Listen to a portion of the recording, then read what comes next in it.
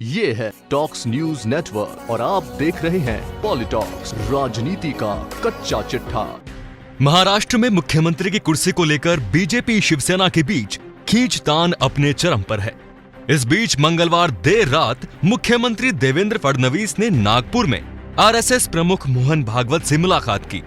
कयास लगाए जा रहे हैं कि फडणवीस ने मोहन भागवत से सरकार बनाने को लेकर बीजेपी और शिवसेना के बीच मध्यस्थता करने की गुजारिश की है। इससे पहले सोमवार को देवेंद्र फडणवीस ने दिल्ली में बीजेपी के राष्ट्रीय अध्यक्ष अमित शाह, महाराष्ट्र प्रभारी भूपेंद्र यादव और नितिन गडकरी से उन्होंने मुलाकात की थी। तब सूत्रों ने पॉलिटॉक्स की खबर पर भरोसा जताया था कि आखिर में बीजेपी शिवसेना की सरकार बनेगी और मुख्यमंत्री बीजेपी का ही होगा, जबकि शिवसेना को मिलेगा उप मुख्यमंत्री का पद। महाराष्ट्र में चल रही रस्साकशी और दबाव की इस राजनीति के बीच शरद पवार के नेतृत्व वाली राष्ट्रवादी कांग्रेस पार्टी एनसीपी ने प्रदेश भाजपा पर यह कहते हुए दबाव बढ़ा दिया है कि अगर शिवसेना ये घोषणा कर दे कि उसने बीजेपी के साथ पूर्णतया अपना संबंध तोड़ दिया है, तो महाराष्ट्र में एक राजनीतिक विकल्प बनाया जा सकता है। यहाँ सूत्रों ने बताया कि एनसीपी ये चाहती है कि केंद्र की भाजपा सरकार में शिवसेना के इकलौते मंत्री अरविंद सावंत भी इस्तीफा दे दें, ताकि शिवसेना का बीजेपी से संबंध पूरी तरह से खत्म हो जाए। शरद पवार की पार्टी एनसीपी के मुख्य प्रवक्ता नवाब मलिक ने कहा कि इससे बढ़िया कुछ नहीं हो सकता अगर बीजेपी शिवसेना को मुख्यमंत्री पद दे देती है, लेकिन अगर बीजेपी इनकार कर रही है तो एक विकल्प दिया जा सकता है, लेकिन शिवसेना को यह ऐलान करना होगा कि उसका बीजेपी और राजग से अब कोई नाता नहीं है। इसके बाद विकल्प मुहैया कराया जा सकता है। महाराष्ट्र में फिलहाल शिवसेना 2.5 साल के लिए मुख्यमंत्री पद को लेकर अड़ी हुई है। हालांकि सूत्रों की माने तो शिवसेना ज्यादा से ज्यादा मलाईदार मंत्रालयों को हासिल करने के लिए दबाव की राजनीति के तहत मुख्यमंत्री पद की मांग कर रही है। इसी गतिरोध को दूर करने के लिए संघ प्रमुख मोहन भागवत मध्यस्थता की भूमिका निभा सकते हैं।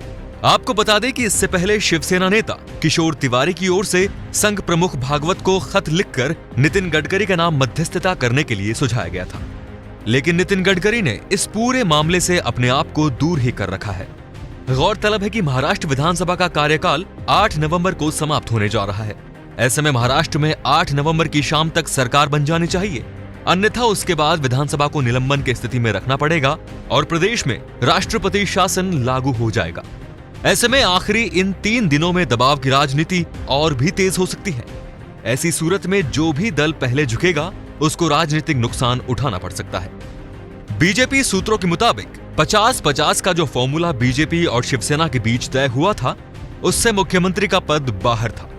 सिर्फ सत्ता के बंटवारे पर ही 50-50 का फॉर्मूला लागू होना है। इसके बावजूद शिवसेना लगातार अपनी मांग पर अड़ी हुई है। अगले 3 दिनों में राजनीति और भी ज्यादा रोमांचक हो सकती है।